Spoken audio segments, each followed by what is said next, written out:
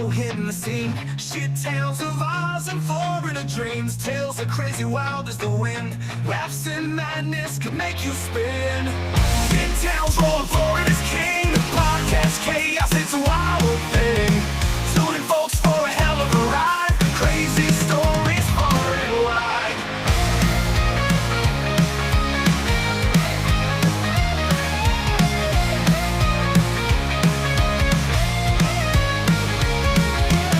From down under to the Sunshine State, mishaps and mayhem can't escape fate. Chuvalo and Croc Dundee, a wild ride on Podcast C. Shit tales roll, Florida's king. Podcast chaos, it's a wild thing. Tuning folks for a hell of a ride. Crazy stories far and wide. From down under to the Sunshine State, mishaps and mayhem can't escape fate. Chuvalo and Croc Dundee, a wild ride on Podcast C. Shit tales roll, Florida's king. Podcast chaos, it's a wild thing. Tuning folks for a hell of a ride. Crazy stories far and wide. Hello, everybody. Welcome to another episode of the Craptown Florida Man Power Ranking Podcast. I am NCR News Network, joined by the man, the myth, the legend, Mark Safety, out our number 9 story, Mr. Anthony Caruso. Oh, good morning, good afternoon, good evening, NCR, and from wherever you are right around the world, thank you for joining us for the podcast. Yes, I have been marked safe from our number 9 story in NCR. When we get to it in this podcast, everyone will understand why. Oh, this is going to be a doozy. But before we get started, a quick word from our sponsors. Today's sponsor is Aura. We're online a lot, and let's be real, there's a lot of shady things online these days, and this is where today's sponsor, Aura, can come in and help you. Aura is an all-in-one digital security, protecting your personal data, monitoring your credit for you, has parental controls, VPN, antivirus, gives you 24-hour protection, and offers you a $1 million identity theft insurance policy. And why is Aura important to protect you? Well, we see a lot of things online that lead us to some websites that steal our data, then sell that stuff off to data brokers who can sell it and resell it, causing you to get spam calls, junk emails, and sign you up for things you didn't even want.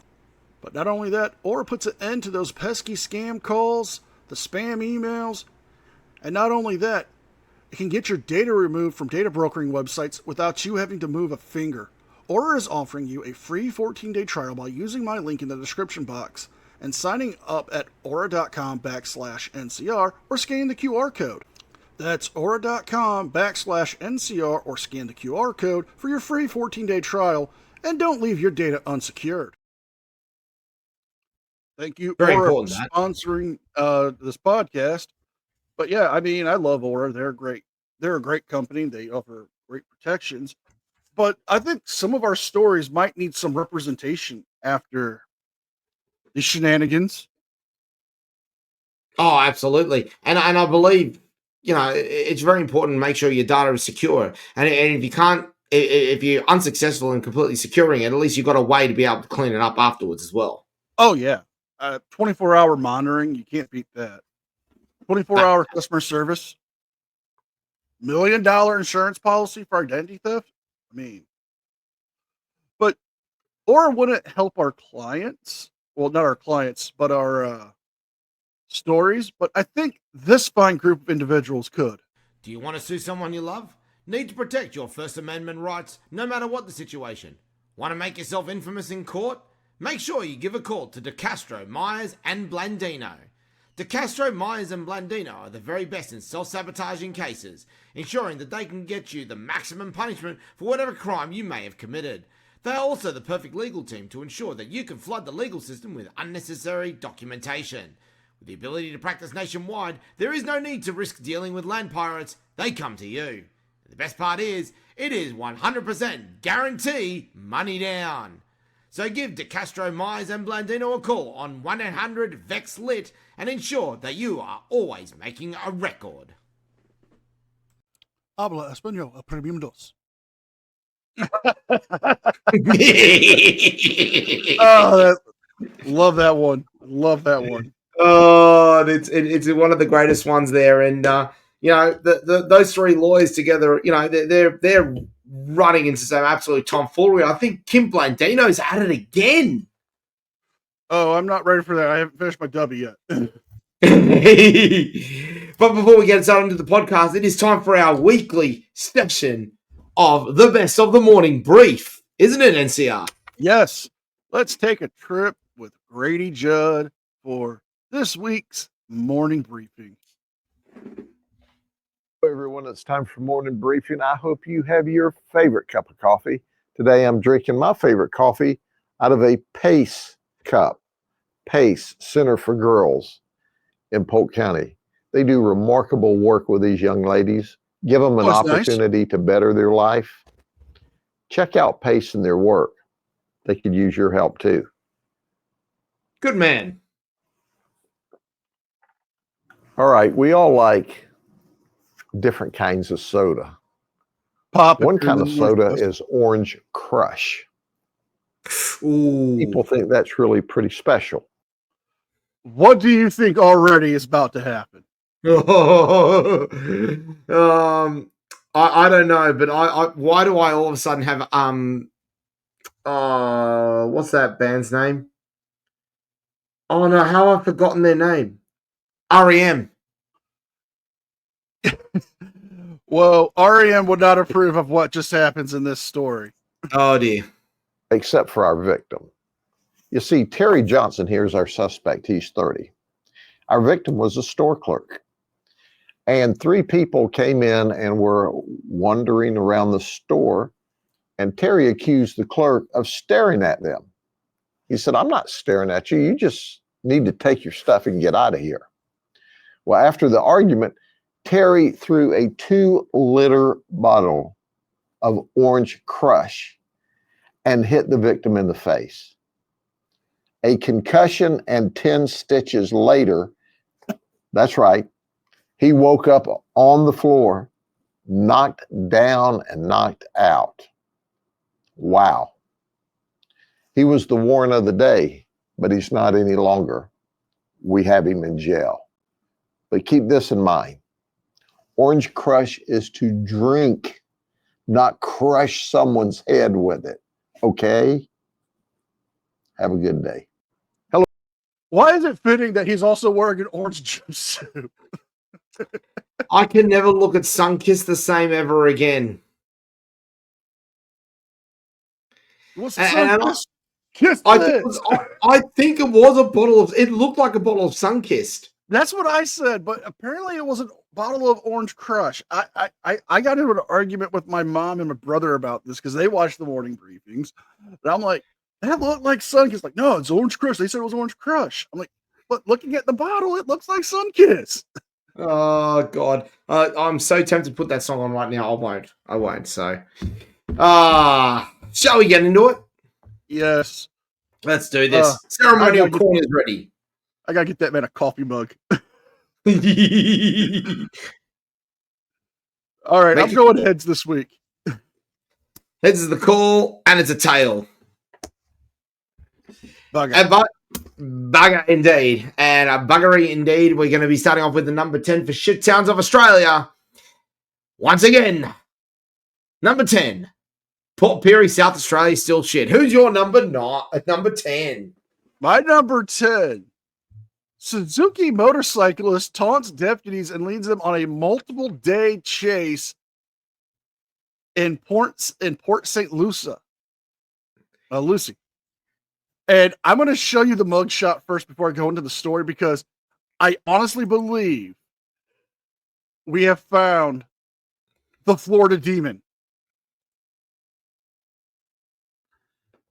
Oh, dear God. Oh, dear God. Why does that look like Irish demon degenerate Florida-based cousin?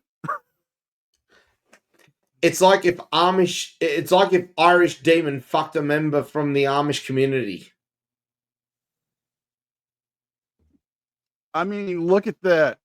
How could you not say that does not look like Irish demon if he was a Florida man?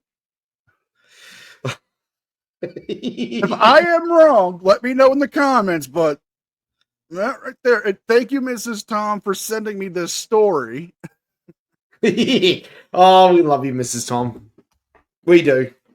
A man on a Suzuki motorcycle sparked a multi-day chase, allegedly returning to taunt deputies and riding recklessly before his arrest. Hang on. Oh, that's right. He's a Suzuki motorcyclist. Maybe it is. Maybe it is Irish Demon's alter ego. Florida Demon. Ooh. Irish. Oh dear. Oh dear. Deputies with the St. Lucie County Sheriff's Office say a man on a Suzuki motorcycle fled from law enforcement on Thursday. He later made a surprise return, circling around the deputies, flashing the middle finger. According to the St. Lucie County Sheriff's Office, the motorcycle rider, age 37, Michael Sammons, confronted another deputy on Friday, provoking him into a street race. After the encounter, deputies say they tried to initiate a traffic stop, but Sammons sped off on his motorcycle, entering oncoming traffic to avoid them. Later that day, Sammons met his match when a deputy from the Port St. Lucie County Police Department arrested him following a disturbance call. Investigators learned that he had fled deputies earlier that day and confronted them on a Suzuki motorcycle, matching the description that was seen in the driveway. The St. Lucie County Sheriff's Office patrol operator deputies reportedly used the footage and details from the earlier encounters to book him on counts of fleeing and evading. Currently, deputies say he has an active Monroe County warrant for the same offense. Oh, Florida Demon. Wow. Look, Florida Demon indeed. You know what was going through his mind the second time he came back? Oh, fucking do it again. Probably. Yeah, actually, yeah, agreed. Who is number 9? Oh, the infamous number 9 story for this week. We're off to Sydney in New South Wales, and regrettably, we're up towards my backyard, specifically around the north side of Sydney, where a footy player, most famous for sticking finger up men's bum holes, posts a homophobic slur on social media.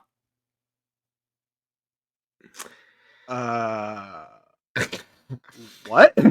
Strap yourselves in, ladies and gentlemen. It is time for story time. Get your marshmallows. Okay, get the campfire ready, Reggie. Get the campfire ready, indeed. Ladies and gentlemen, we're going to use a story. We're going to use a couple of various pictures here so I can illustrate who we're dealing with. But one of the most infamous sports stars in Australian sporting history, especially in the sport of rugby league, the gentleman by the name of John Hopewate. Now, what's happening? In his day, John Hopewate was a pretty bloody good player of rugby league. He's a one-time premiership winner. He was, for a couple of seasons, one of the highest try scorers in the competition going around at the time. Big hitting Tongan winger. Mate, had some power behind him. And then did some stuff that's probably not considered acceptable. What was the thing that occurred with him? Well, the first one that occurred is probably the most infamous one he copped, which is where he was trained while playing for the West Tigers, that when he was completing the tackle, he would stick a digit in the up towards the rectum of an opposition player while completing a tackle. Hold on. You fucking weirdo. Yep. And he tried to throw his coach under the bus by saying that was what he was taught to do to try and stop them from getting an advantage from the tackle. I'm sorry, mate. You're not giving a prostate examination. Let's get that straight. Hold on. I can do what I want. It's fun, mate. Oh boy, he made his return back to his childhood club of Manly, but then was suspended for 17 weeks after he flattened out an opposition player by jumping with a raised elbow, making contact with his head, knocking him out cold. So was he a slobber knocker? Oh, it was an absolute slobber knocker. In December 2010, he was charged with assault, occasional actual bodily harm at a pub in King's Cross where he worked. He pled guilty in 2013 to intimidating a parking officer at the same hotel. He was arrested and charged with common assault after an incident at a Crow's Nest supermarket. In 2025, in January, he was caught driving. He was caught driving with a disqualified license, managed to avoid jail. He has also, here we go.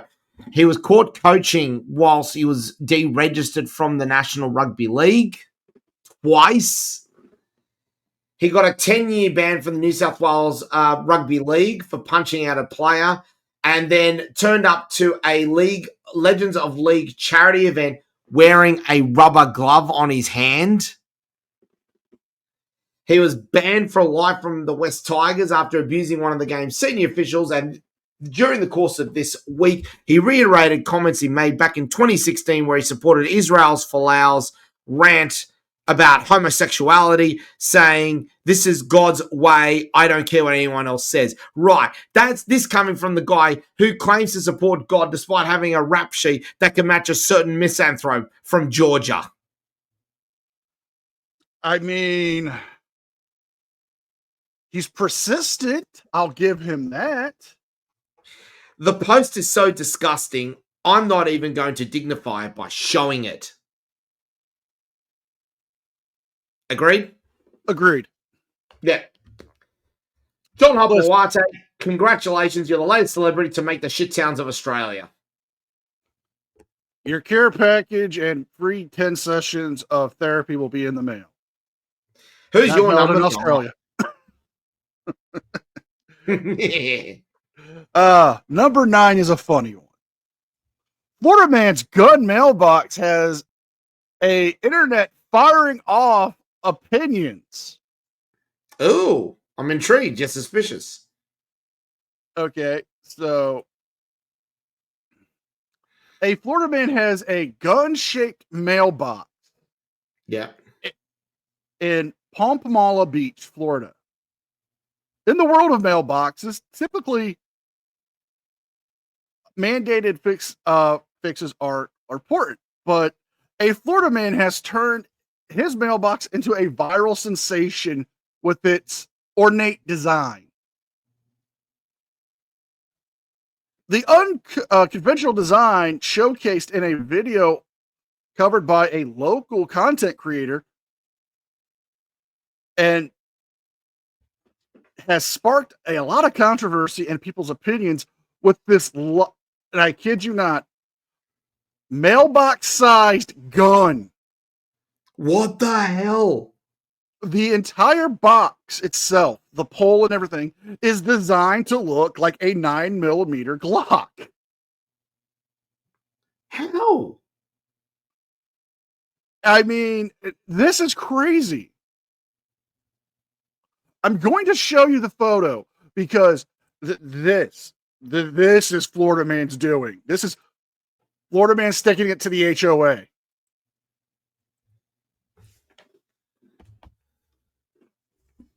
Oh, wow. And why do I say it looks like a Glock? Well, the typical Beretta Browning, a Browning, a Beretta usually has much more of a rounded edge, but Glock is well known for that square shape. Look at that. Detail. Mate, that is so unmistakably imitating a Glock. I'm having flashbacks of my days playing Counter-Strike. Well, there is a social media video that's on X that I'm going to play. Nothing beats a Jet2 holiday. And right now, you can save £50. Wow. I mean, I know that's not that bad of a story, but I just thought it was so fucking crazy that he had that mailbox made. And Florida is notorious for having tons of HOAs.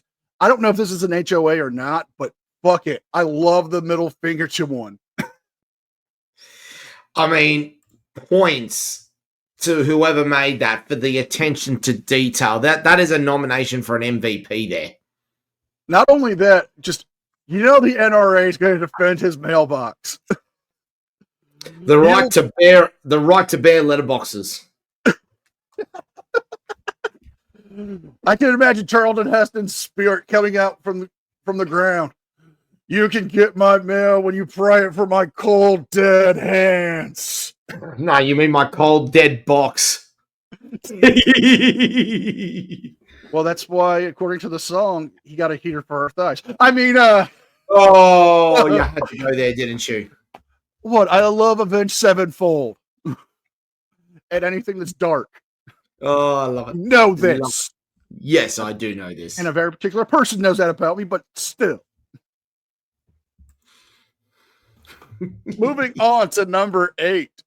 Number 8 for the shit towns of Australia. And it seems like it's a common thread as of late that we can't go a week now without having to go to Alice Springs, does it? What'd you do this time, Alice Springs? A drunk Gronk has been arrested after kicking in the doors of the local police station. Okay, I'm doing it. I'm doing it. Stop me. Bad cops, bad cops. Bad cops, bad cops. Bad cops, bad cops. Bad cops, bad cops. Springfield cops are on the take. But what do you expect for the money we make? Whether in a car or on a horse, we don't mind using excessive force. Bad cops, bad cops. I know the cops weren't bad, but this is just so fitting. I mean, come on. I mean, how do you allow someone to kick the door in of your police station? Come on, guys. Don't go there. Northern Territory Police have arrested a man after he damaged the front doors of the Alice Springs Police Station by repeatedly kicking them in. Earlier, the 34-year-old man, who was allegedly intoxicated, attended the front counter of the Alice Springs Police Station twice before becoming verbally abusive towards members manning the front counter. He then left the station before returning for a third time at 6:10 p.m., at which time he started kicking the sliding doors numerous times, causing one of them to become dislodged and inoperable. The man then continued to yell abuse at staff before 4 Northern Territory police officers restrained and arrested him before taking him into custody. He's expected to appear in Alice Springs local court tomorrow. And what is so disappointing is that they disabled comments. I was so looking forward to raiding the comments section. Oh, dear, oh, dear. Shame they took away the comments because, we could have just chimed in on some of those. Oh, absolutely, we could have. Bastards. Who is your number 8?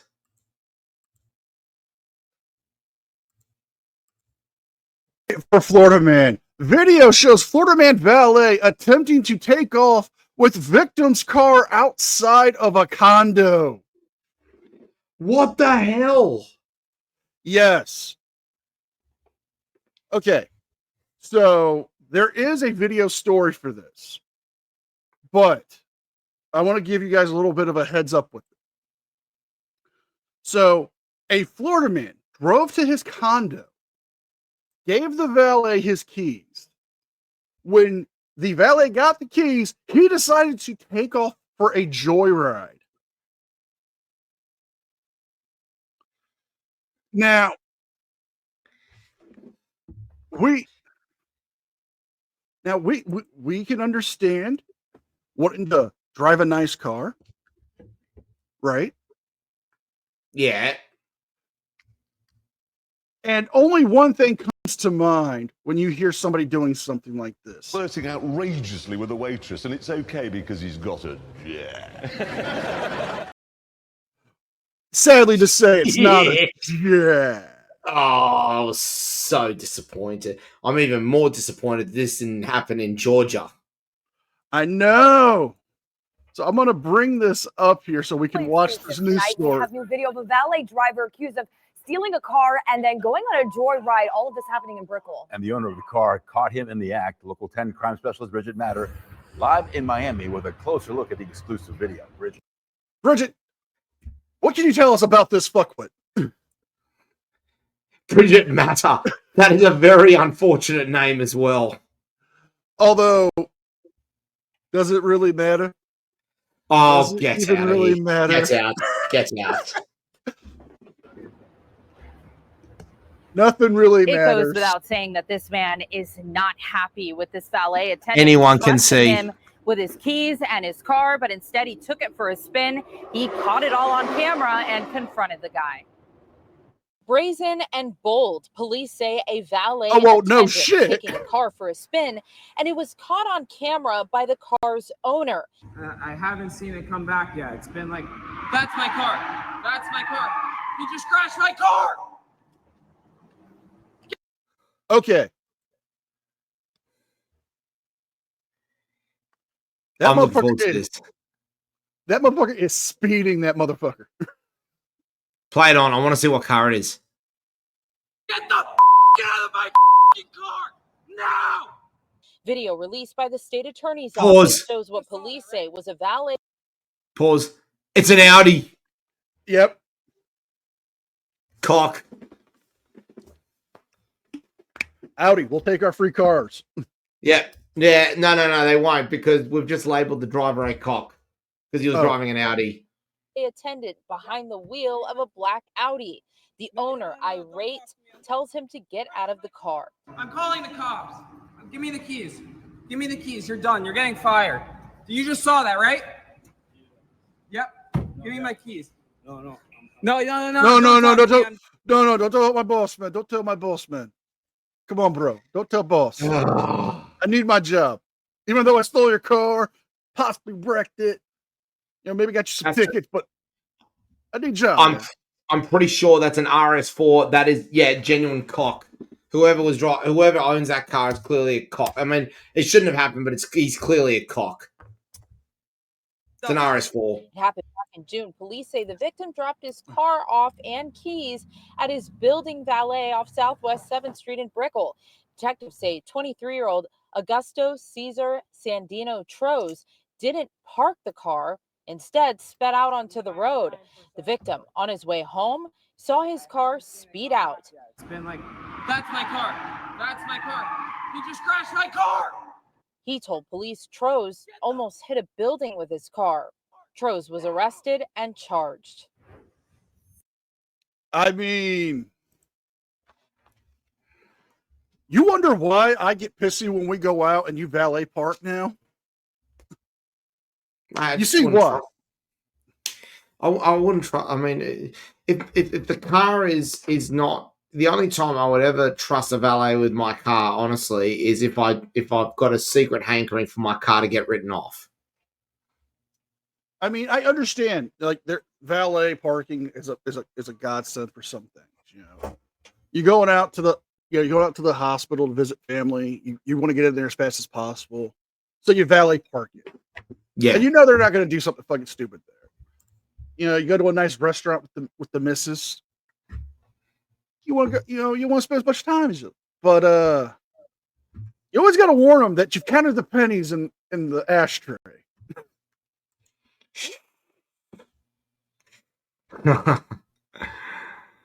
Oh boy. Who is number 7 for the shit towns of Australia?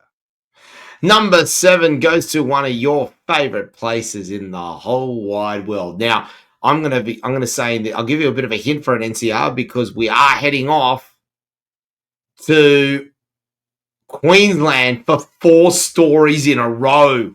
Do you mean the city of town? Oh no, you went off early. Ah, bugger. Yeah, went up early, but we're going to your second. We're going to the other one. Goldie? Yes. Oh, Goldie, don't let me down. Oh, you're gonna love this one. A drongo has accidentally led cops to his massive weed operation after falsely reporting his car stolen in an attempted insurance scam. I have to on this. That boy ain't right. Could do that one, but I was more thinking along. Well, let me read the story, and then I'll play the one that I actually think we should be playing for this particular story. A Gold Coast father of three led police straight to a sophisticated cannabis grow house containing 44 kilograms of cannabis plants after lodging a fraudulent insurance claim on his Audi. So we've had two Audis. Two Audis. And is he a cock as well? You tell me. You tell me. Oh, definitely. Why does he look like Timu Batista? You don't see it. I do see it. Batista. Timu Batista after he's been off the juice. But what is just as amazing was the comment section. 44 kilos of cannabis plants, 43 kilos was soil.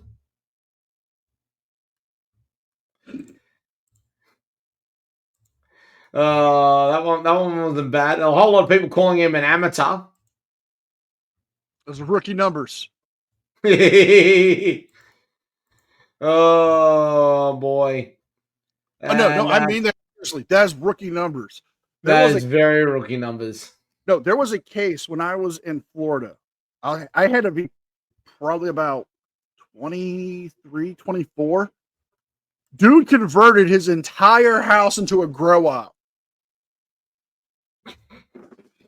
In the master bedroom alone, they pulled out 350 plants that were mature.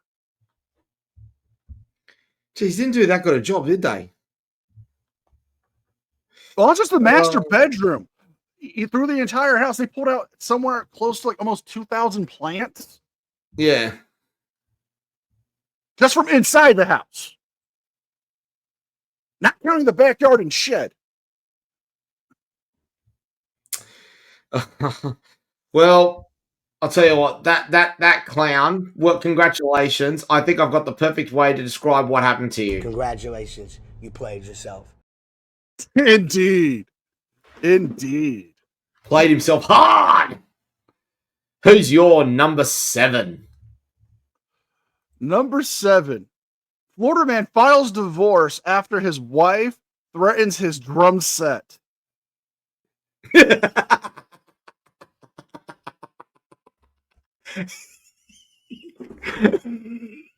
I am not making this up. How can I? These are actual news stories. Go for it. Go for it. Okay. A villager has filed for divorce after his wife threatened to damage his drum set during a violent argument. The husband of 68-year-old hold on, I have to fact check this last name because I don't want to mispronounce it because the story is too fucking funny.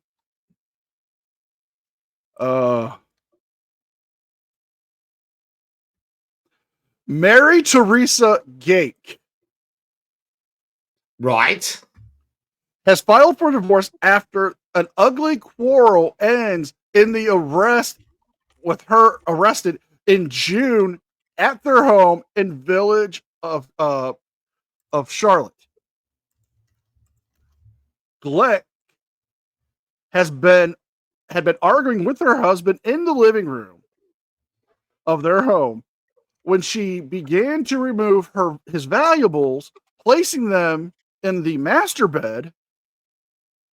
And in the master bedroom, according to the arrest reports from the Summit County Sheriff's Office, he also had headed to the spare bedroom where the husband stored his drum set, and she began to remove the drum set. Even though her husband had asked her not to do so, according to the report, he said he was in fear of his drum set due to her emotional status. Like, might have damaged his drum set. He reached for her arm in a non-threatening fashion, prompting her to slap him in the face. And then she later criticized her actions as, "I shoved him," during an interview with deputies. The Battle Creek, Michigan native is free on bond according to court records. An incident status hearing has been set for September 22nd. Oh, would you like to see this charming woman? Oh, let's see it. Let's see it. And why am I not surprised? They're from Michigan. You'll take any job opportunity. Jeez, how old? She's 68 years old. Jeez. Now, I have to be fair that, you know, drummers, if they're not very good, can sound incredibly annoying. When I was younger and was living with my parents, we had a neighbor living next to us who decided it was a good idea to practice their drum kit at 6:30 in the morning on a Sunday morning. Yeah. You want to know how I responded while my parents were away? How?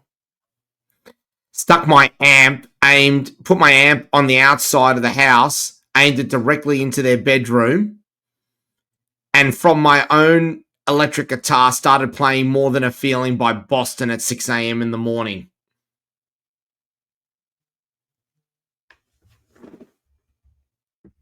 Have at you. Oh. That's how it's done. I have a lot of respect for drummers.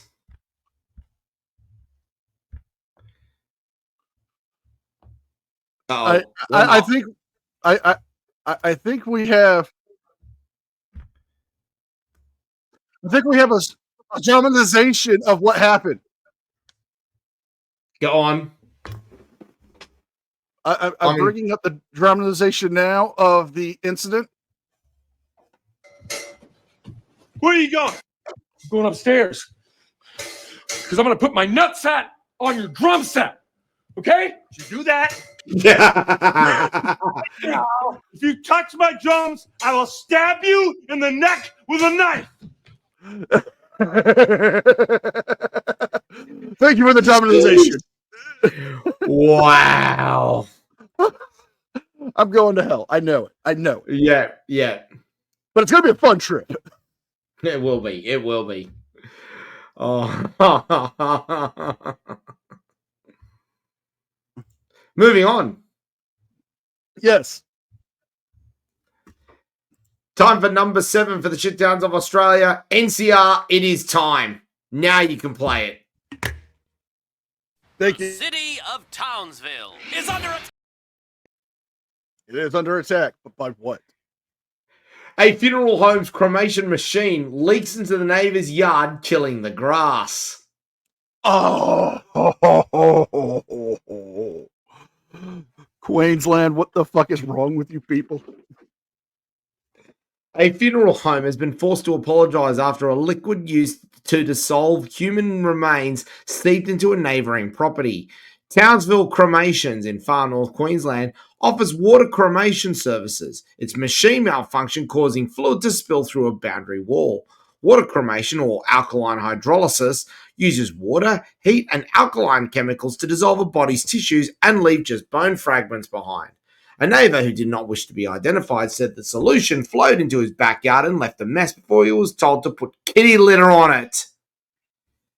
Townsville Cremation's owner, Neville Boyle, confirmed the disaster had been caused after a failed sensor in the machine. However, fortunately, the spillage was minor and was not contaminant and pollutant-free. The machine was stopped immediately. The manufacturer of the machine, plus the computer engineer, came to Townsville immediately to replace the sensor. Mr. Boyle admitted the spillage did cause an unpleasant odour. That's nasty. Yeah, it nasty indeed. Now, to give you all a bit of an idea, we do have a picture of where this occurred. That is the crematorium just there. Mm-hmm. There's the house. Oh God, that is way too close. That is way too close. I mean, I would not feel comfortable living next to them. I mean, I don't got problems, living next to a cemetery or something like that. But you know, just to tell me to put kitty litter on it just seems like a bad move. Yeah, and I mean, think of the other aspect as well. You've got some random dead bodies, fluid remains now seeping all the way through your backyard. It's not exactly the most, I guess, settling of thoughts. Yeah. Oh, that's my number 6. What's your number 6? Okay, get ready. Jury finds Florida woman guilty on battery charges for choking her mom and also grabbing her mom's brother's groin and squeezing due to a missing PlayStation 4 console and game. What in the actual hell? Yes. A Monroe County jury recently found a 21-year-old Ocala woman guilty of choking her mother and battering her brother during an argument over a video game console. On Thursday, August 28th, members of the jury deliberated for about 20 minutes before finding Alexandra Dominguez guilty on domestic battery by strangulation and an additional charge of battery during the charges stemming from an incident that occurred April 24th. Now, this happened in 2024. Well, the incident did, but on the date, it took him this long to get to trial. Yes.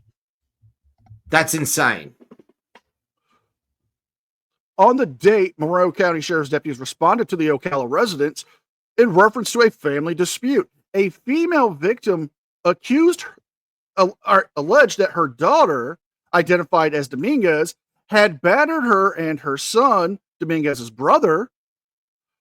According to the arrest reports, while speaking to both victims, deputies were able to identify Dominguez and had followed the victim from her home to a local park in order to grab a PlayStation 4 console.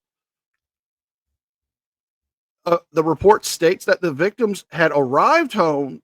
Dominguez was instantly waiting for them outside with the gaming console was retrieved. Dominguez was standing just outside the front door when she began to argue with her mother over the ownership of the PlayStation 4, according to the court records. The incident that Dominguez was irate in regards of the missing box and game for the console. The arrest report stated that Dominguez followed her mother into the home where she grabbed her by the throat and began to choke her for approximately 1 minute. The victim's brother witnessed the attack and attempted to intervene. According to the arrest reports, Dominguez repeatedly attacked her brother, including grabbing his groin and squeezing and his facial hair. What the hell? We're not done. Oh, no. Law enforcement officers attempted to make contact with Dominguez over the phone but they were unable to reach her and had an arrest warrant was obtained for Dominguez, and Dominguez was later approached and booked into the Monroe County Sheriff's Office, where she remained in custody. A sentence hearing for Dominguez has not yet been set. But wait till you see this Florida woman, because her eye says everything.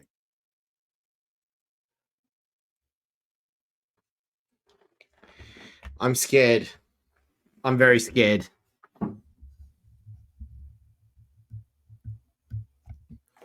Watch out, fellas. We're gonna go play COD. Oh boy. I'm scared that she might grab my COD piece.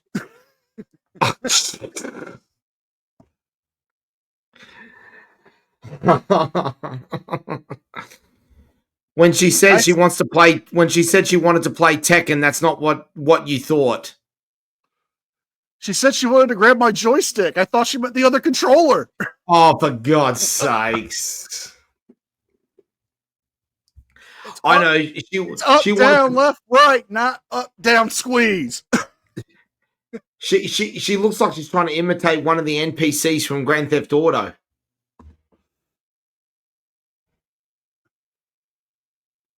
I mean, I could make so many more joystick jokes right now. Oh boy. But do I? No. No, we need to show some restraint. This is a professional show. We're supposed to be professionals? We're supposed to be professional. Me. Mate, you got a sponsor. True. Got 2 sponsors. Yeah. I am a constant showman. Yeah.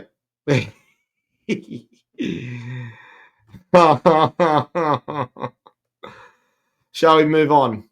Yes, please. Number 5 for the shit towns of Australia. And we've now completed story number 3 of 4 in a row from Queensland. And we're heading off to good old Bundaberg in Queensland, where a one-legged menace has been sentenced for stalking and harassing neighbours, including using a karaoke machine to sing rude songs about them.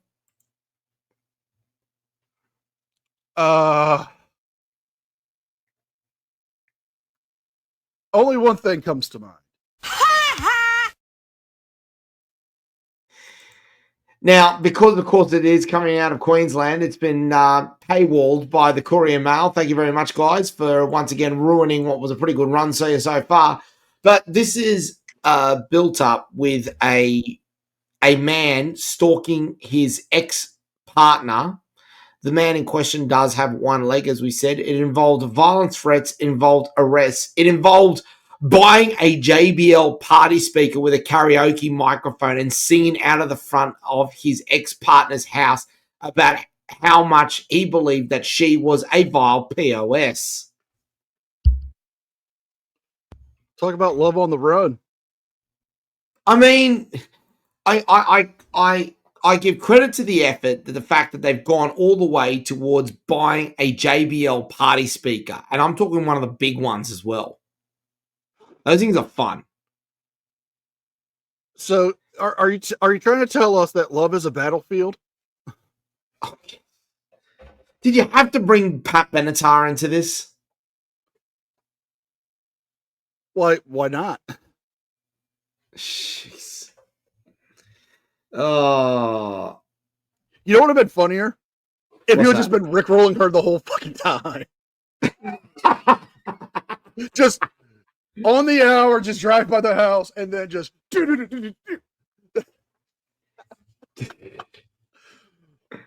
Oh, don't start us. We'll start rickrolling all the people joining us here today. Well, I'll never give you up, never let you down. I'll stop it. Turn around. No. We'll move on to the next song before you keep going with that. The next song. Oh no, now you've got me already. What's your number 5? Number 5 is. Oh I'm God, sorry. I had to. I will end you for that. Okay. Seriously. Number 5. Florida man drives golf cart into Winn-Dixie grocery store. I mean, it's not the craziest thing I've ever heard of someone driving a golf cart into something. It is Florida, and the golf cart is normally considered standard issue there. It is. Just ask Gia. I'm wondering if this is one of Gia's neighbors or friends. I reckon it is one of Gia's neighbors. A golf cart driver headed down the grocery store aisles during his shopping trip in the Villages. The golf cart made its way through the front doors of a Winn-Dixie at the La Plaza Grande and was heading for the produce section before quick-thinking store employees ordered him to halt. The Winn-Dixie ladies had did their best to help the obviously confused driver back out of the store. The entire incident was caught on film, and there is stills and there is video. So I'm pulling up the video.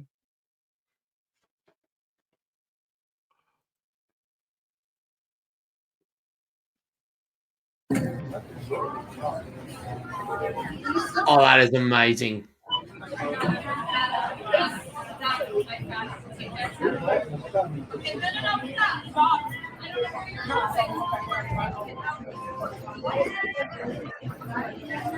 See, this would never happen at a Publix. This would never happen at a Publix. Because shopping is a pleasure there. Wow. We're not done.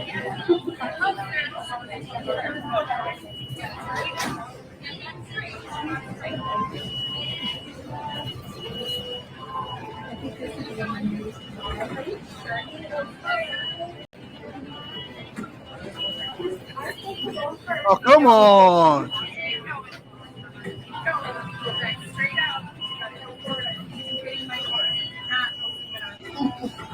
No, excuse me, sir. Excuse me, sir. You can't tee off here. Sir, this is not your tee. I mean, impressive so far. I was surprised he could get it in there to start off with. Oh, I know. I mean, it's a very large golf cart, too. It is. I'd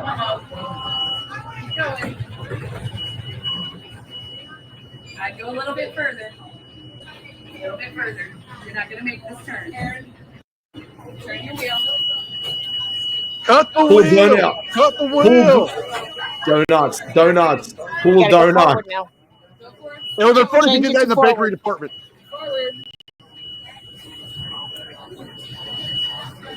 Oh my God, look at those loafers. Do you need some help? Yeah. You need some help pulling out? Oh. Okay. Now, that is impressive. Did you hear the line? Did you hear the last line at the end? Do you need some help pulling out? That's what she said. Hey, phrasing! And you get on to me. You get on to me. Yeah.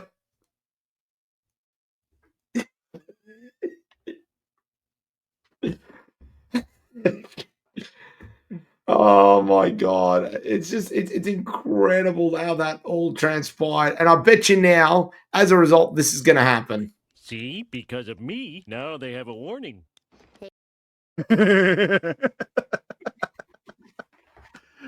Oh, Anthony, what are we going to do with you? I mean, I could tell you what I'd like to have happen to me, but I doubt it's going to happen. And if I say that, I think wifey will kill me as well.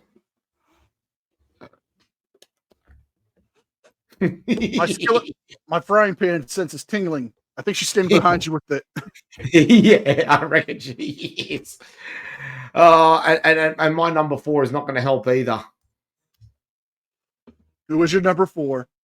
Number 4 completes the Quaddie of Queensland stories. There's some nice alliteration for you. Didn't know you were such a linguist. Oh, cunning one at that. We're off. You're a cunning linguist? Yes, I am a cunning linguist indeed. And what more appropriate way to say about being a cunning linguist than by taking the story from Dicky Beach? Yes, I'm serious, ladies and gentlemen. That is the name of the location of our next story. Dicky Beach. Man, you almost have me do a spit take on my computer. You give me a heads up next time, please. Just tap me on the head. Oh boy. Unfortunately, this story is not great. Even though the name is very funny, the story is not great at all. 6 feral teens have been charged after a shopkeeper was bashed outside an IGA. Was a 2-liter of orange crust juice? No. But it was teens, and you know what that means. Have you ever tried simply turning off the TV, sitting down with your children, and hitting them? God damn it. Shocking CCTV footage has captured the moment a Sunshine Coast shop owner was set upon by a group of teenagers after confronting one of them for stealing from his store. Oh, this is the kind of story that just gets your blood boiling. Dicky Beach IGA owner Shane Kensett told 9 News that he kicked the boy out of the store after catching him trying to steal a pair of scissors. The teen returned a short time later with several others who cornered him at the front of the shop. I confronted them and said, "Go away, there's no need for this." I felt all right until they were surrounding me at the door, and I went, "All right, I'm in some trouble here." Confronting CCTV footage shows the grocer had been repeatedly punched and kicked to the ground before passerbys rushed in to help. Police confirmed 6 boys aged between 14 and 17 have been charged with offences, including assault occasioning bodily harm, acts intending to maim, stealing, and trespass. A Queensland police spokesperson told Newswire that 6 teenage boys were charged as part of the investigations. A 14-year-old, a 15-year-old, and a 16-year-old were refused police bail and are due to appear in Maroochydore Children's Court. The others, 2 16-year-olds and a 17-year-old, will face court on Wednesday and are being tried as adults. About damn time. To give everyone an idea of how... I've got the video for it and I've got the pictures. Which do you want? Let's go with the video, because we could always stop the video. True. That's too bad. Jimmy, bring that up. Please be advised that it could be distressing or offensive to some viewers. Here we go. So there they are. Oh, I mean, that's straight. That's disgraceful.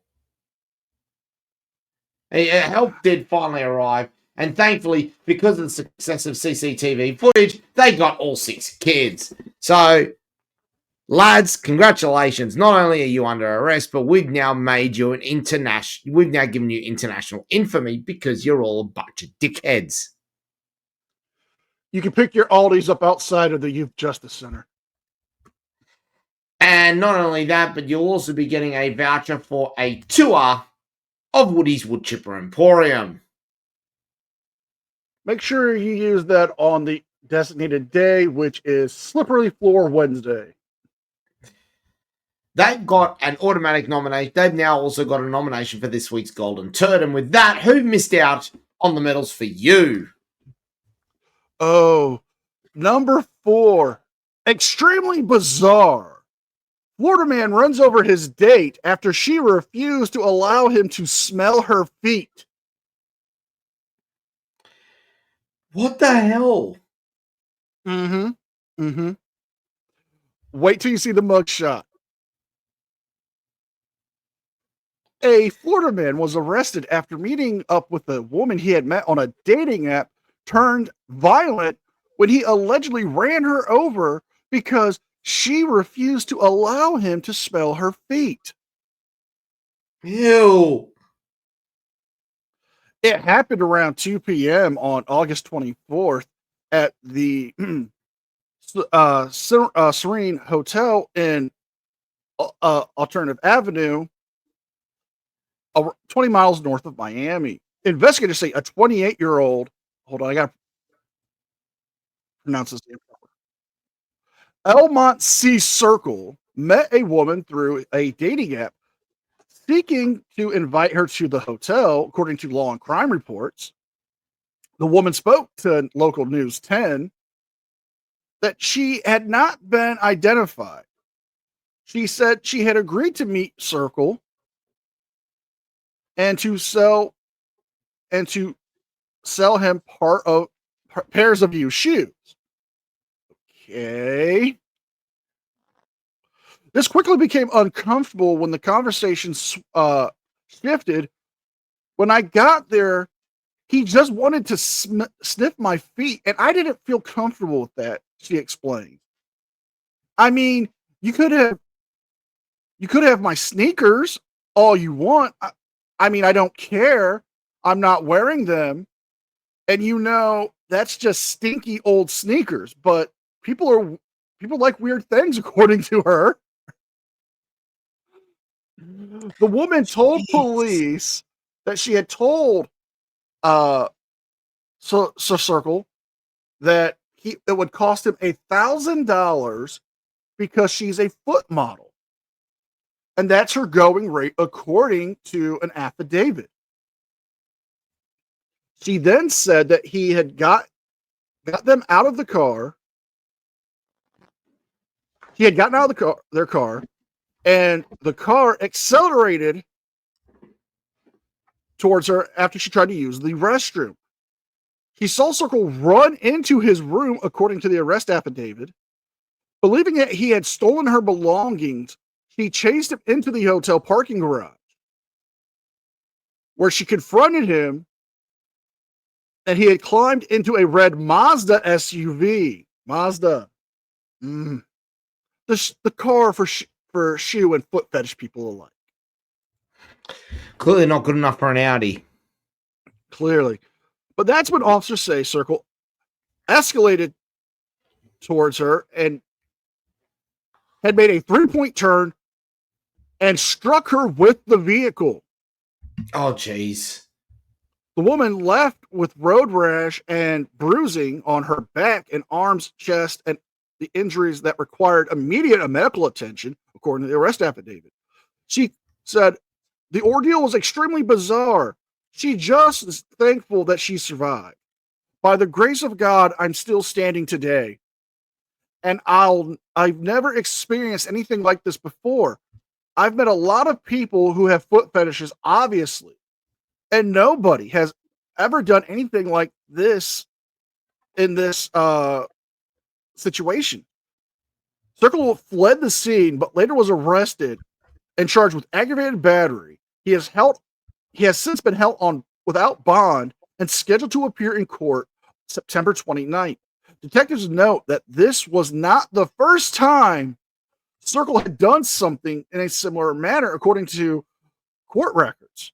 He has multiple open cases in Miami-Dade County involving women alleging meeting them on dating apps, luring to hotels, then robbing them, according to law and crime reports.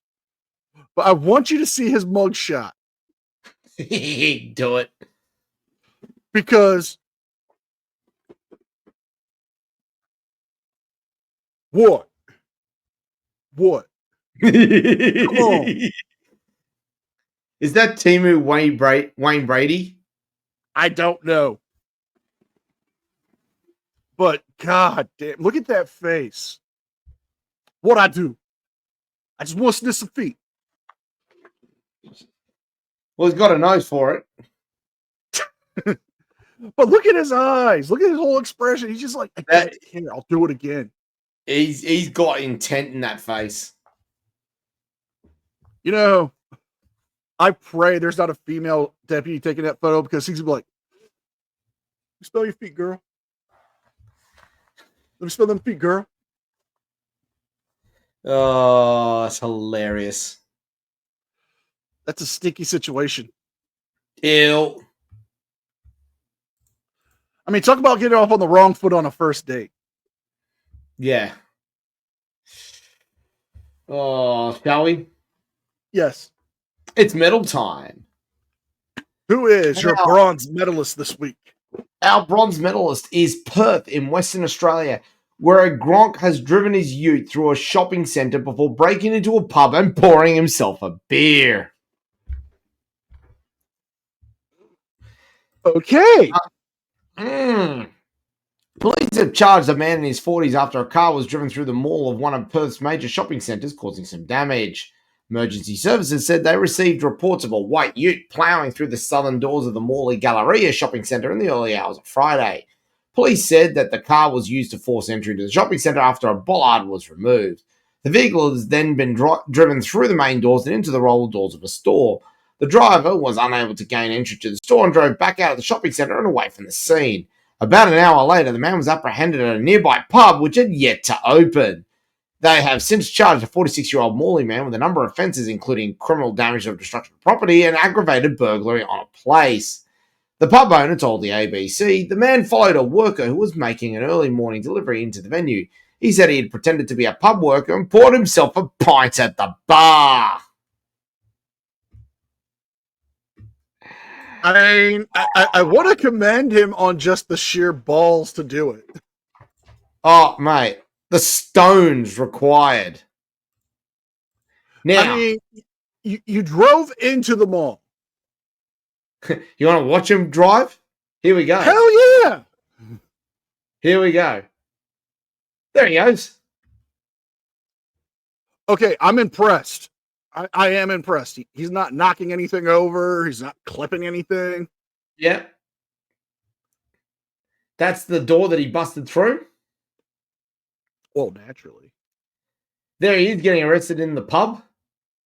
Well, at least he's wearing an apron.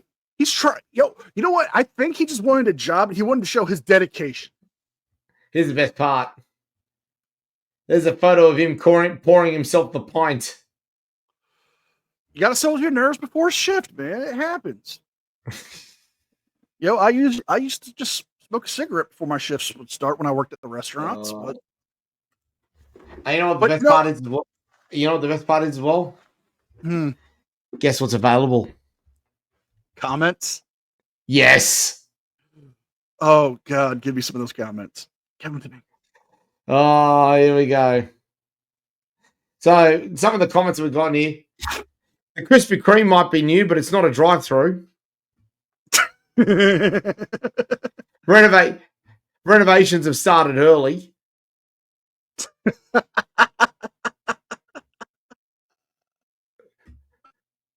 What else have we got? Car did $20 million worth of improvements to the shopping centre. There you go. The man they arrested is named Homer J. Simpson. He just wanted a donut and a beer. He thought it was a car park. It's always empty.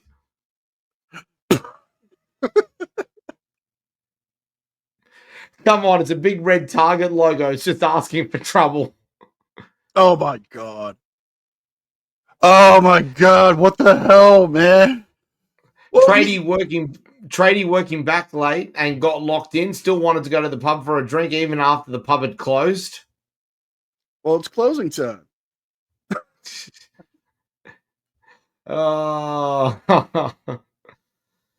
Doorbuster discounts. Hey, I'll do anything for those doorbusters. Honestly, so there are times like these where honestly the comment section is the best part of the whole lot. Oh yeah. I mean, who is your bronze medalist? Florida woman is accused of taking a boy from mother at the Miami International Airport, claims God told her to do it. Oh dear God.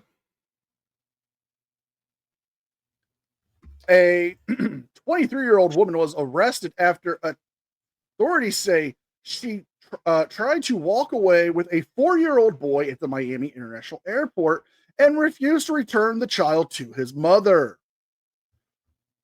7 News cameras captured the Miami-Dade Sheriff's Office deputies carrying the child as several deputies and the boy's mother walked across the terminal Tuesday morning. According to the Miami-Dade Sheriff's Office, I do not know how to pronounce this name. Give me a second. Why is it this week I get people with the weirdest fucking names?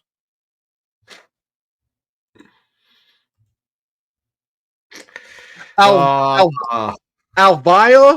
Obasiri Agba.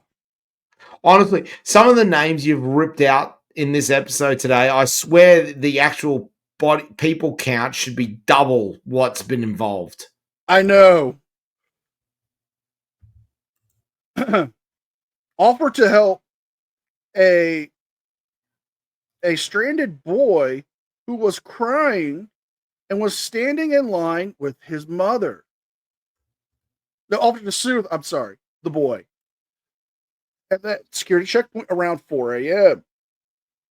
But what seemed to be a kind gesture quickly became alarming when the arrest report states that the boy's mother noticed the suspect leading the line while holding her son.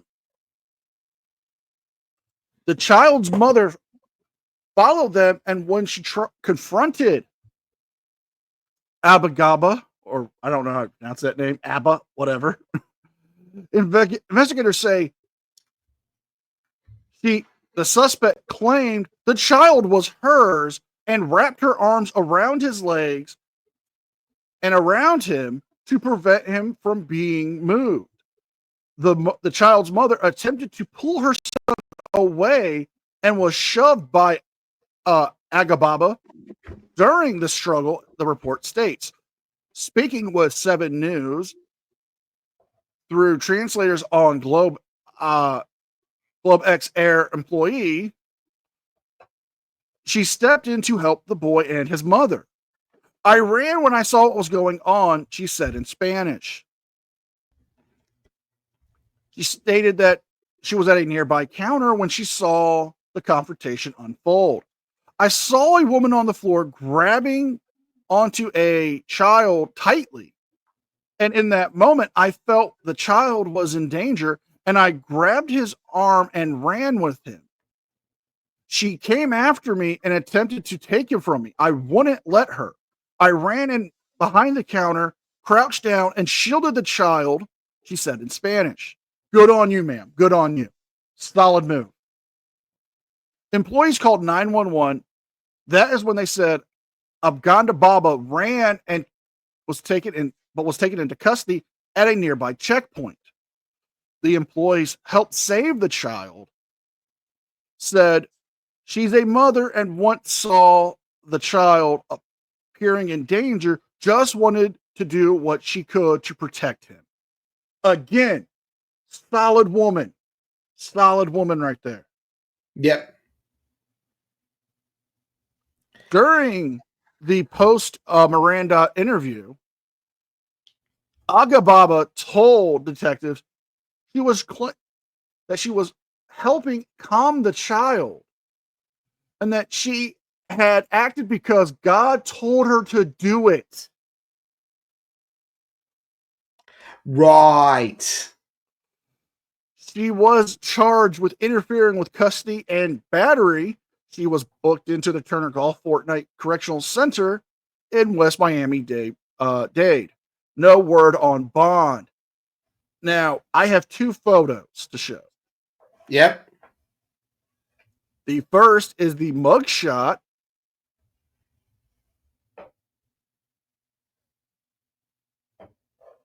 Okay. Not okay. That's fine. I get it. She's got the look on her face that says she's just smelled something funky. Did you bring that shoe smelling fella in here again? But here's the next one I want to show. It's her in the squad car because it is disturbing. Oh dear. Okay, yeah, that's mildly disturbing, that. It's like she is just so calm. She's like, I got no regrets. Madam, you have problems. Indeed. You have problems. Good on the ticket worker to protect the child. You did a great job. Hopefully you get a bonus from your employer and a nice card from that young boy and his mother. Hopefully something better than an Audi. Or a Mazda. Maybe a Jag. A nice Jag. I think we're gonna have to name this. I think we're gonna have to name this episode "Bashing Audis." Yeah, now I'll never get that Audi sponsorship. Oh, we will never get it. Time to move on to the silver medalists now for the shit towns of Australia. And we head off to Mortlake in Victoria, where a psycho has randomly stabbed a pub patron in the face with a butter knife.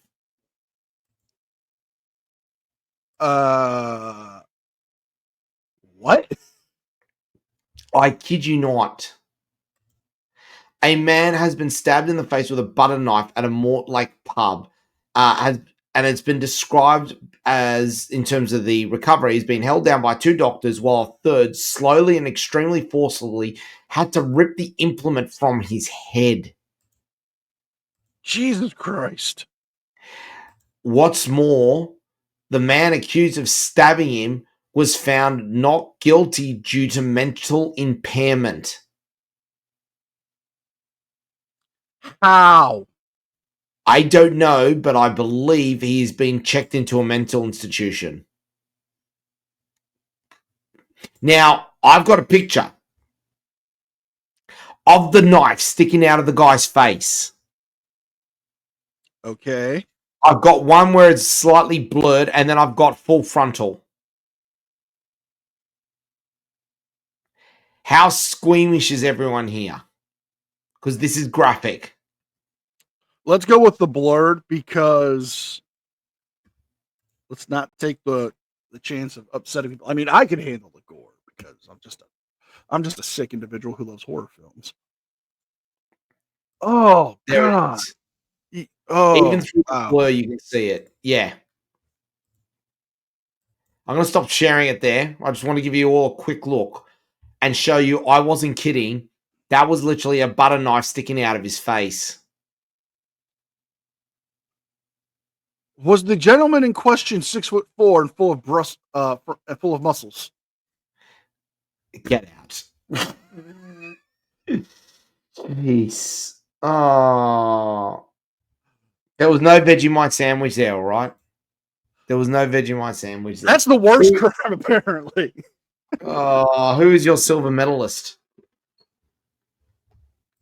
Woman is accidentally goes to the wrong house and a Florida man shoots at her 17 times.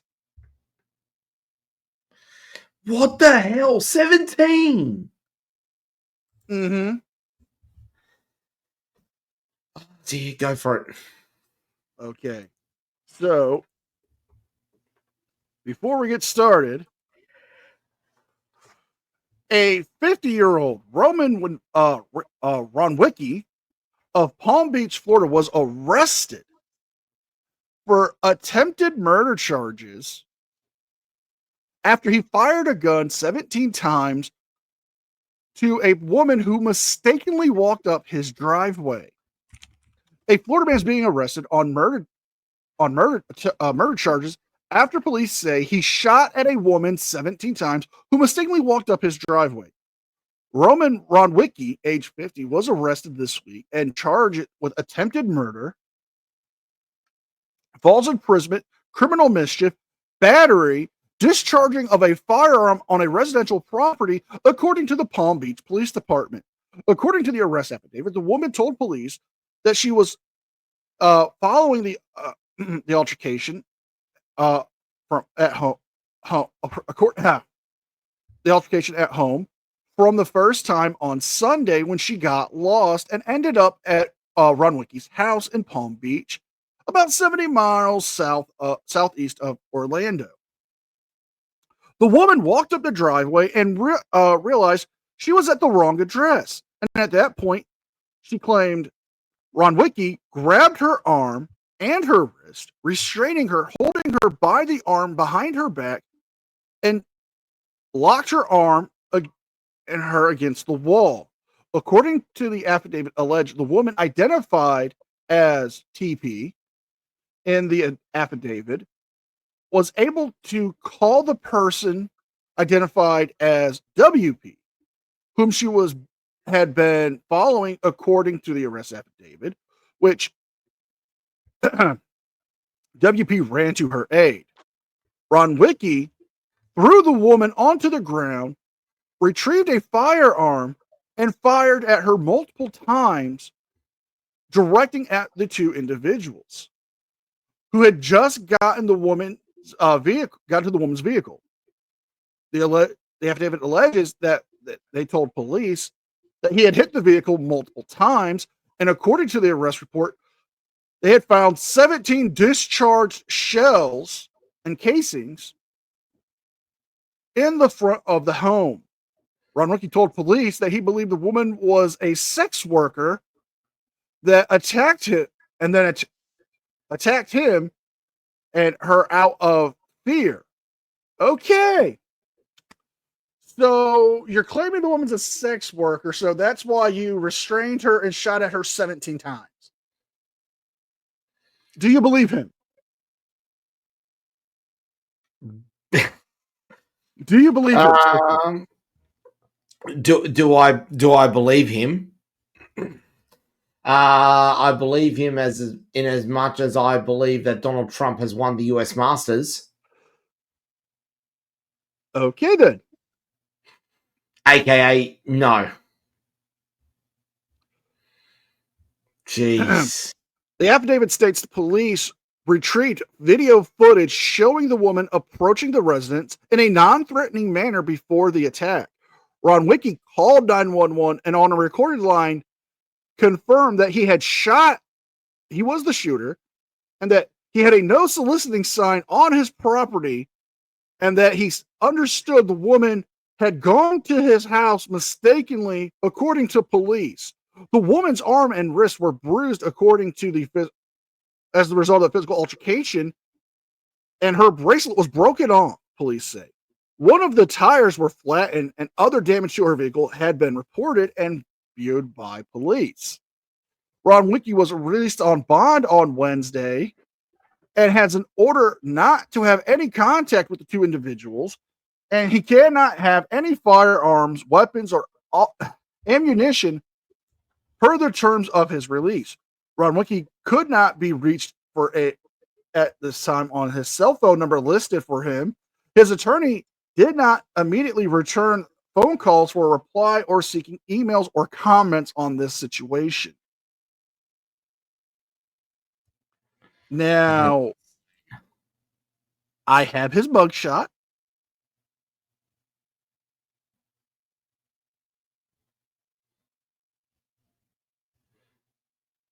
Look at him. Jeez, he looks like Timu John McEnroe.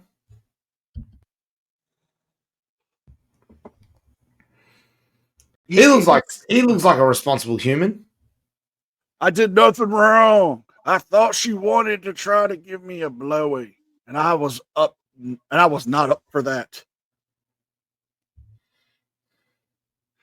But I get it. I have a no trespassing sign on my property. I got no soliciting signs on my property, but I've never had to go to that extent to restrain somebody and fire 17 rounds at them. Jeez.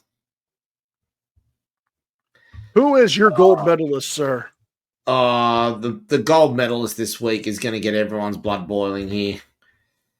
The shittest town of Australia for the week ending the 7th of September 2025 is Melbourne, Victoria, and it's not for the reasons we would ever want to cover on this, because guess which group are back?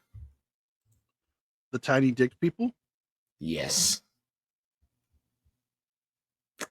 We have to go through this again.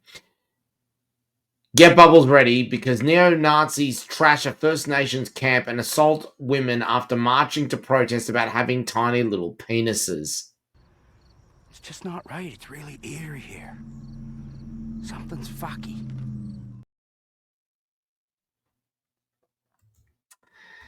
Oh boy.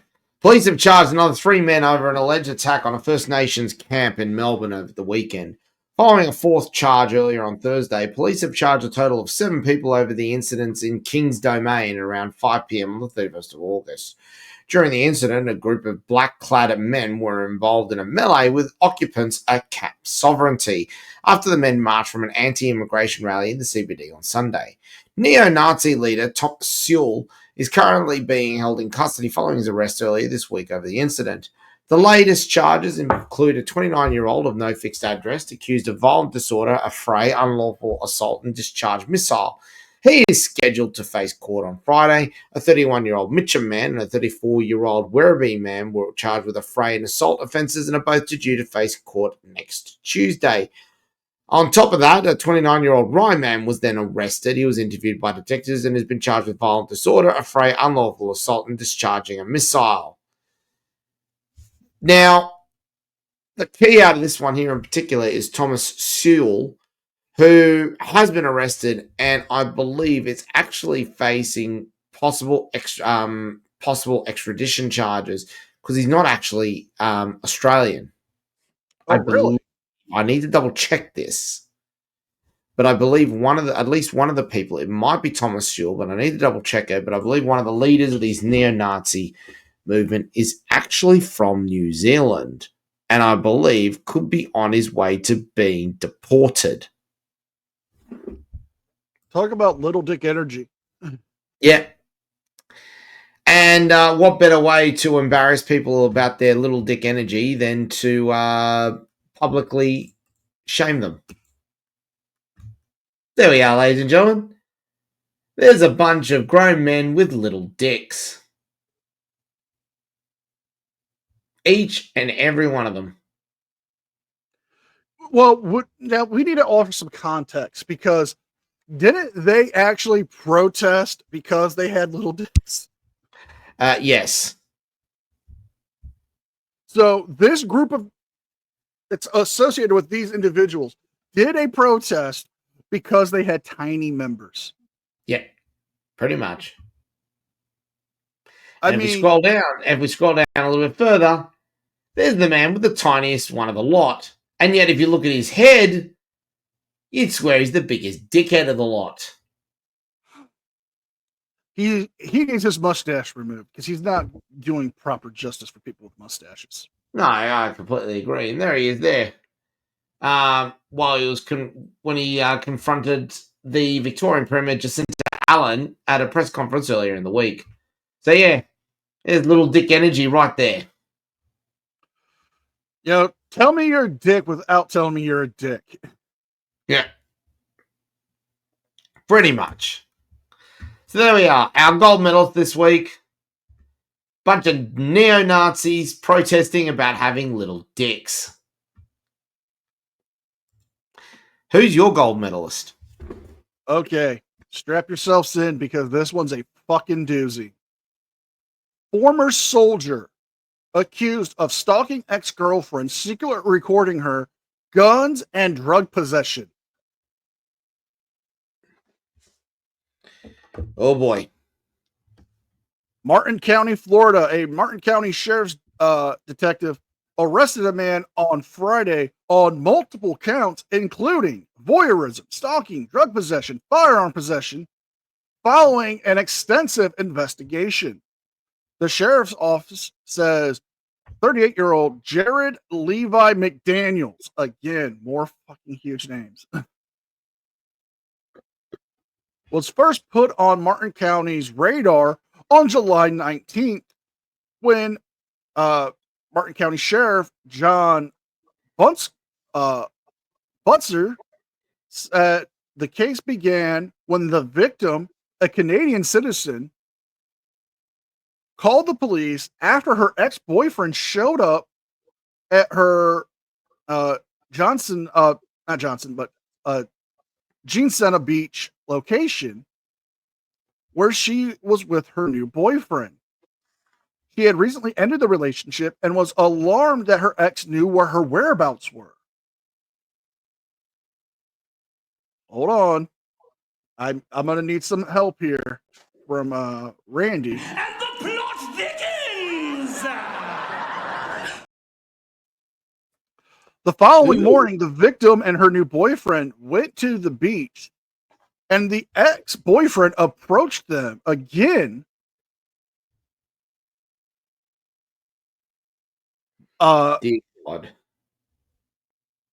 She drove to Seawells Point Police Department, where the officers discovered a tracking device on her vehicle. Oh no, not like an air tag. Mm-hmm. Oh no. This is why I've got such an issue with air tags in the market. I personally don't think they should be legal. I think they need to be registered at all times. Yeah. Because I see the benefits of having them. I do. You know, you travel, you need to keep an eye on stuff. I get it. You know, you got kids, you want to make sure, you know, you say you tell them they're going to the park, you want to make sure they get there safe. I get that. But this is just abusing it. Yeah. He currently wasn't following her around for fun of it. He was certainly jealous and was extremely concerning his behavior and stalking the young woman, placing the tracking device on her.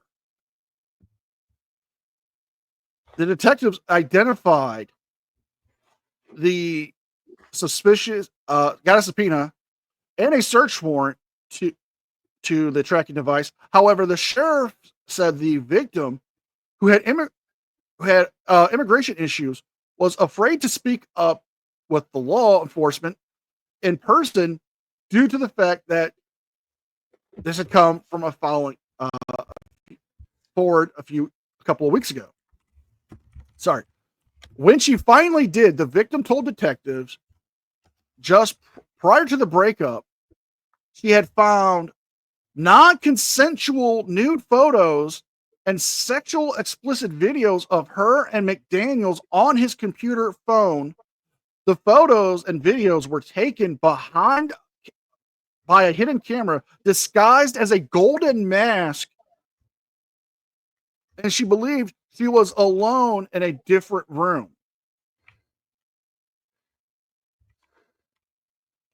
The sheriff's files were not hidden. The sheriff said the files were not hidden or encrypted. Finding nude photos of her inside the home that she did not allow him to take, and then the other sexually charged videos, according to the detective. McDaniels was arrested on Friday at after the Martin County SWAT team and the detectives executed a search warrant at the suspect's residence in Palm City. According to the sheriff's office, the suspect was not home, but a treasure trove of evidence was recovered, according to authorities, where they found devices used to monitor and tracking devices, hidden cameras, the resident and recordings of the victim, and numerous weapons and drugs. The evidence seized includes 8 rifles, 3 handguns, totaling 11 guns, homemade silencers, which are illegal. The sheriff's office is working with the Bureau of Alcohol, Tobacco, and Firearms and Explosives to determine the legality of all the guns, LSD, THC gummies, psychedelic mushrooms, various incendiaries, and crystallized methamphetamine. We're not done because it's getting fucking worse. Oh, dear God. The sheriff and detectives say they recovered one of the rifles, which is a ghost gun, a homemade, unlicensed, and unverified gun that's untraceable. The possession of a ghost gun is not necessarily legal in itself, but the possession of illegal silencers that could lead to federal charges from the ATF. Authorities say the investigation is whether one of those guns was capable of being converted to full auto. He really was involved. Who could have done a lot of damage? An individual who could have done a lot of damage, and had not taken off to the streets, says the detective. The sheriff and also said detectives recovered a cell phone from the suspect that turned out and was turned over by the woman when she told investigators McDaniels denied having her phone. The phone was wrapped up in tinfoil, which the sheriffs noticed was an attempt to prevent it being tracked by detectives. Plans to obtain a search warrant to access the phone is currently going on. He had very little to say, according to the detectives, when they discovered that he had the phone and denied having any belongings. The sheriffs confirmed McDaniels, a former military member, and said serious concerns as he would not, if he's been trained with these weapons. He was arrested for the following charges: video voyeurism, installing tracking device, possession of psychedelics with intent, possession of crystallized methamphetamine, possession of LSD, possession of a significant amount of cannabis, possession of THC gummies, and possession of dangerous incendiary devices. He is being currently held without bond, but I have photos. Let's see it. All right, let me bring up these photos. Okay, so here's the first photo. This is our suspect. Yep. Looks creepy enough. Here's the detective. Yep. The mask that hid the camera. So obviously he's a fan of V for Vendetta. Or anonymous. We don't know. Yeah. Or Guy Although Fawkes. True. Here's some of the stuff. Here's him again. But here's the trophy pic. Wow.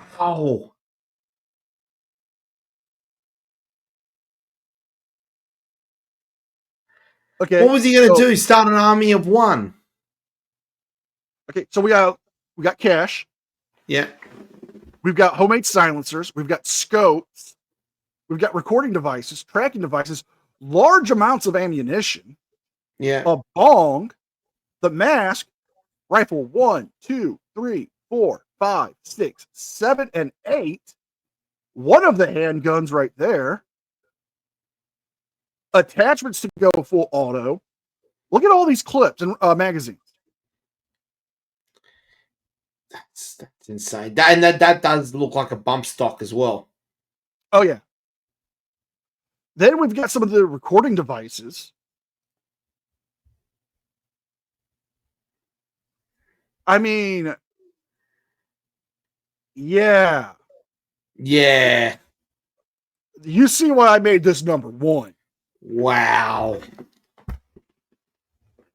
That is straight out insanity, ladies and gentlemen. With that, we have come to the end of our podcast for another week. I think it goes without saying that there's been some absolutely insane stories this week. Make sure you leave your nominations for the MVP and the Golden Turd. For mine, I'm giving I want to give the Golden Turd to the psycho who stabbed the bloke in the face with a butter knife. That is just straight out what in the actual hell. I'm going to give my nomination for Golden Turd to the Army of One. Yeah. MVP, I've got to say, goes to the golf cart, dude. Yeah, he does. You know what? You know what? No, I'm going to take that back. It goes to the guy with the gun mailbox. Yeah, that is MVP material. That's just pure trolling. That's a strong message to your HOA and to the neighbors of the community. I believe in the Second Amendment and the right to receive parcels on time. And so I pull out my gun. Shall we sign off? Yes. I am NCR News Network. I'm Anthony Caruso. And we will see you guys next time.